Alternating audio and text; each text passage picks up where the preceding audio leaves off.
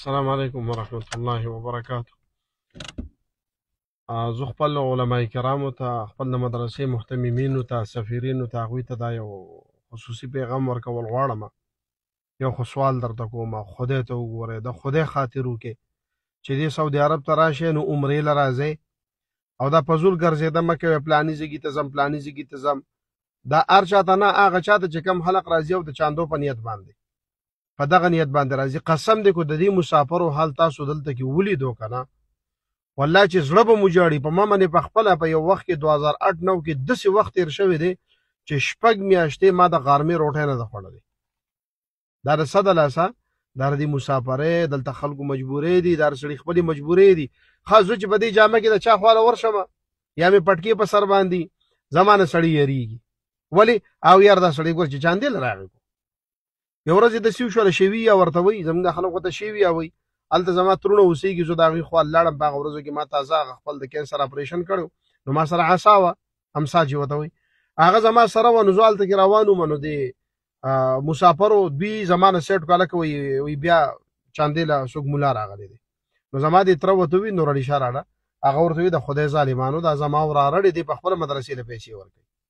نو بیا زه د هغوی سره کې راسم. قسم دی هغه داسې علاقه ده چې په هغه علاقه کې ګورې نه لایسنس شته د ګاډي، نه د ګاډي کاغذ شته، نه د دکان لایسنس شته، لکه بالکل علاقه غیر. هغوی وی چې په دې 2 میاشتو کې تقریبا 56 کسان راغله د چاندو دپاره. نو چې عمرې له راشه دغه حرمینو ته ځئ، دغه حرمینو ته خدای ته وګوره. دا فضول ګرځېدلو د یو دیرې ته ورته، د بل دیرې حاجي صاحب مې یاد شوي دی، پلانې مې یاد شوي دی، پلانې مې یاد شوي. دا تا ته په کلي کې نه وي یاد یاره چې دلته کې تا ته یاد دی؟ قسم دی چې دا خلک سپېمول راغلي، دا خلک خفه دي. خدای ته وګورئ. سوال درته کوم چې دلته دې چاندو له مه راځئ.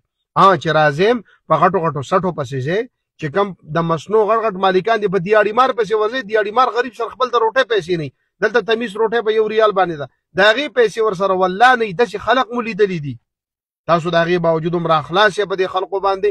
خلق هم سپېموله راوستله، مسافر هم تنګ کړله، د علماو نه د خلقو زړه مات شو چې پټکي والا څوک ګینې یار وایي دا بیا چاندېل راغلی دی.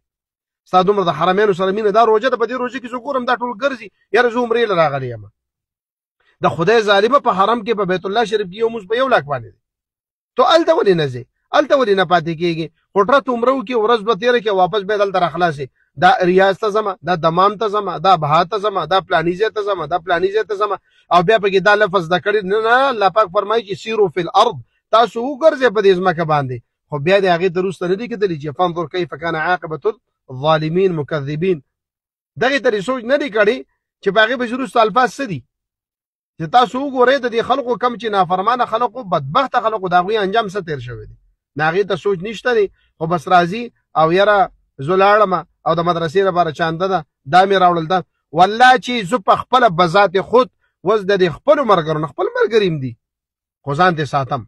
ځان دې ولې ساتمه چې خدای دا سړی بیا چاندېل راغی؟ زما دا خپله مدرسه ده، خپله مدرسه. الحمدلله ما پکې د اوسه پورې د چا نه 1 روپۍ هم نه ده اخیستې او نه غواړم. قاري له خپله تنخوا ورکوم، استادان له خپله تنخوا ورکوم.